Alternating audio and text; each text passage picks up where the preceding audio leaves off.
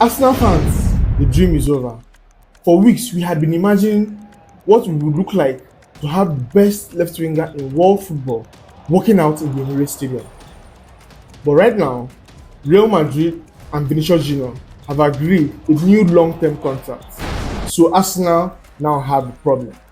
Because if the club still wants to add another elite attacker before the transfer window ends, they need to look elsewhere. There are several fascinating options available in the market.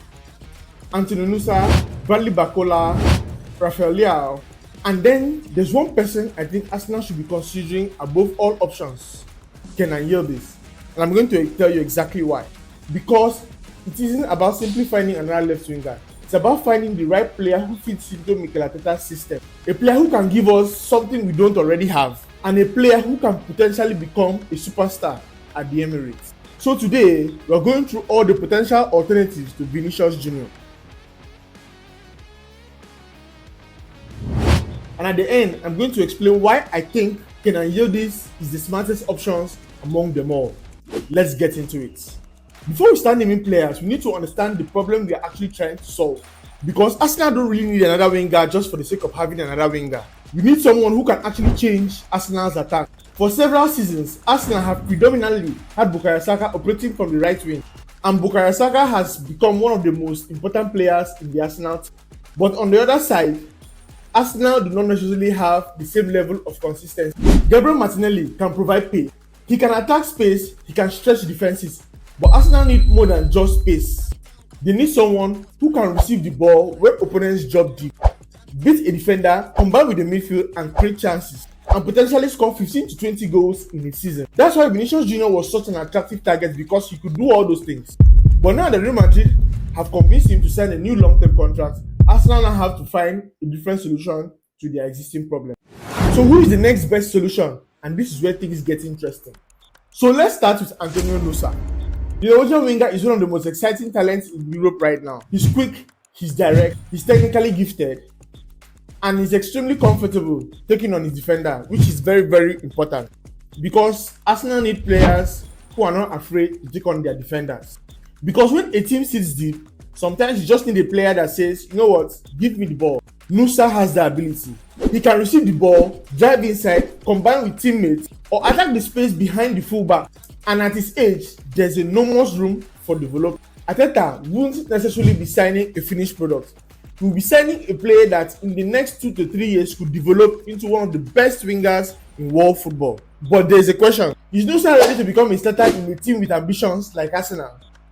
Arsenal are not rebuilding. They are trying to win major trophies. That means the new winger has to have an immediate impact. Nusa is an exciting option.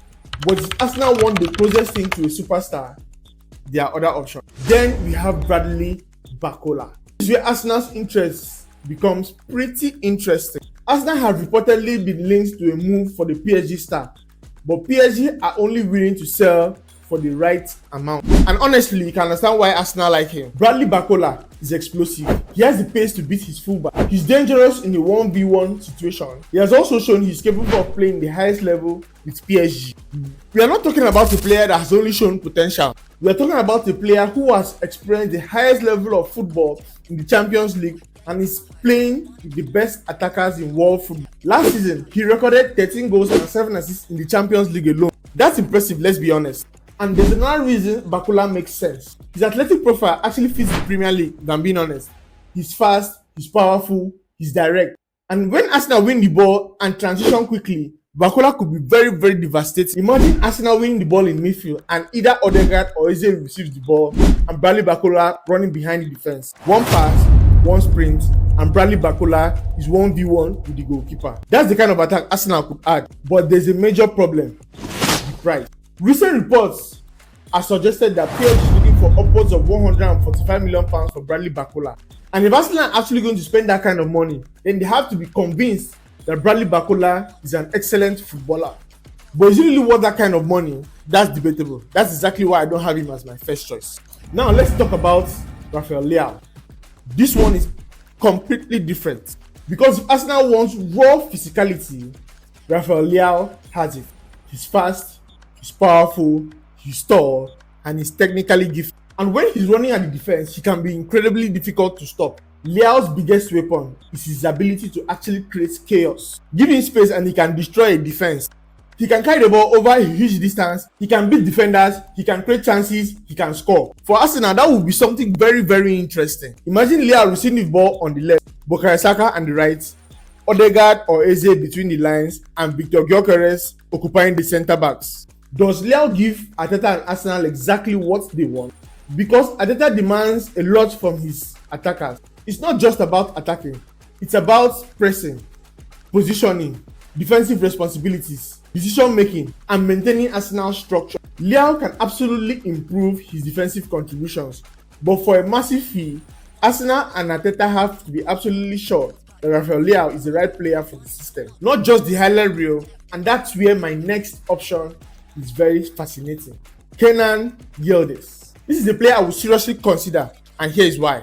Yıldız isn't simply a left winger, he's much more versatile than that. He can operate from the left, he can move inside, he can play off the striker, he can combine between the lines, and he has the technical quality to play between the lines, and this is extremely important to Arsenal. Because when Arsenal play against most teams who defend deep, the most important feature is players who can actually play behind the line. You need someone who can actually receive the ball, turn, carry it, combine, and Yıldız has all of these qualities. And remember, he's incredibly. That means Arsenal wouldn't just be signing a player for just 1 or 2 seasons. They could actually be signing someone who could be a star for the next decade. That is not just a fantasy. Arsenal have reportedly made an inquiry about Yıldız. The response from Juventus was apparently very clear. Kenan Yıldız is not for sale. That's telling you something. Juventus know how valuable Kenan Yıldız could become in the future. But I think Arsenal should still be asking questions, because sometimes the best transfers are usually the ones that feel impossible in the beginning. Now let's get to the most important part. Why do I think Yıldız would be the best option for Arsenal in attack? It's because of the way Mikel Arteta wants his team to attack. Mikel Arteta wants control. He wants players who understand space. He wants positional flexibility. He wants tactical understanding. He wants positional flexibility. He wants technical quality. Yıldız checks almost every box. Imagine Arsenal in possession. Calafiori pushes forward. Yıldız starts out wide, and then pushes inside. And then suddenly, the opposition fullback has a decision to make. Does he follow Yıldız? If he does, space opens on the outside. If he doesn't, Yıldız receives between the lines. And once Yıldız gets the ball facing the goal, that's when things become dangerous. He can dribble, he can combine, he can shoot, he can give the final ball. And he doesn't have to remain glued to the sideline, which is very crucial. Because Arsenal already have a winger who provides width and 1v1 ability in Bukayo Saka on the right. Yıldız would offer something slightly different. He can start wide, but now operate something more like an inside forward. That could make Arsenal's attack much less predictable. And here is where it gets really interesting. Imagine Yıldız on the left, Bukayo Saka on the right, Odegaard or Eze centrally, and Victor Gyökeres.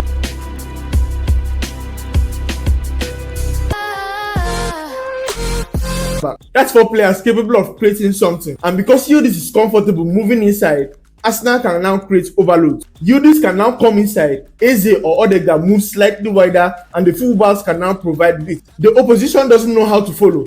And then suddenly, Arsenal have created a numerical advantage. That's the kind of attack Mikel Arteta wants to be. It's not simply about having individual quality. Arteta wants players who together. It's about putting brilliant players in a situation where their qualities multiply. And Yıldız has the technical intelligence to pull that off. And there's another reason why I like this transfer. Variety. Arsenal don't necessarily need a player that does exactly what Saka does. They need another attacker who gives opponents a different problem. Yıldız can be very unpredictable. He can stay out wide, he can cut inside, he can play between the lines, he can carry the ball, he can combine with the midfielder, and he can attack the box. That's exactly what Yıldız gives us. That gives Arteta options against a high defensive line. Use his movement against a low block. Use his technical ability against a team that presses high. Use his ability to receive under pressure against a team that gives him space.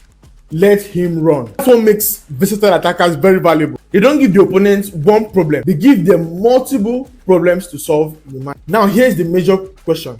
Is Yıldız actually ready to be a starter in Arsenal? He's talented, there's no doubt about that. But talent and consistency are two different things. Arsenal are competing for the Premier League, the Champions League, and 2 domestic cups. That's every 3 days of football. The pressure increases. You would have to adapt. Yıldız will have to deal with the physicality of the Premier League. You'd have to learn Mikel Arteta's defensive demand. You'd have to produce consistently. But here's the thing. This is actually one of the reasons why this transfer excites me. Because Mikel Arteta has actually shown me that he's capable of trusting young players when they have the right talent and mentality. And Yıldız has the profile of someone who actually grows in that environment. Now let's rank the 4 options. Number 4, Nusa. Huge potential, explosive ability, but perhaps not quite ready to actually carry Arsenal's at. Number 3, Rafael Leão. World-class physical and technical ability, but there are questions about his tactical flexibility and tactical fit. And although he wouldn't really cost too much because there are reports that he actually wants to leave AC Milan. Number 2, Barcola. Fast, direct, already proven at PSG, but the potential price could make this deal a very difficult deal to justify. And number 1, Kenan Yıldız. Not because he's currently better than all 3. I'm saying he's the best combination of potential, tactical flexibility, versatility, age, and potential. And that is an important distinction. So, Vini Jr. is no longer available. Who should Arsenal sign? My answer is Kenan Yıldız. Now, he's not Vini Jr. Nobody really is. He's not Barcola. He's not Leão. And Arsenal shouldn't really try to make him one. Arsenal should actually sign Yıldız for who he is, which is a young, technically gifted attacker who could become one of the best footballers in Europe. He gives Arteta flexibility. He gives Arsenal another player capable of breaking defensive lines. He can play from the left, he can play centrally, he can combine with Eze and Odegaard, he can complement Saka, and most importantly, he gives Arsenal another potential superstar. But there's one problem. Juventus does not want to sell. That could make this one of the hardest deals for Arsenal to complete. But if Arsenal can convince Juventus and Yıldız that the Emirates is the best place for Yıldız's career, this could be one of the transfers that Arsenal fans will be able to talk about for a very, very long time. You don't always get your first choice. Sometimes you get something different. The alternatives even turn out better, as seen with Modric and Trossard. So Arsenal fans, Vinícius Júnior is actually off the table. Who do you think we should go for? Barcola, Kenan Yıldız, Rafael Leão, or Nusa? Who would you choose? Let me know in the comments. And as always, if you enjoyed this video, please kindly like, subscribe, because it massively helps me out, and join me in the next video. Thank you.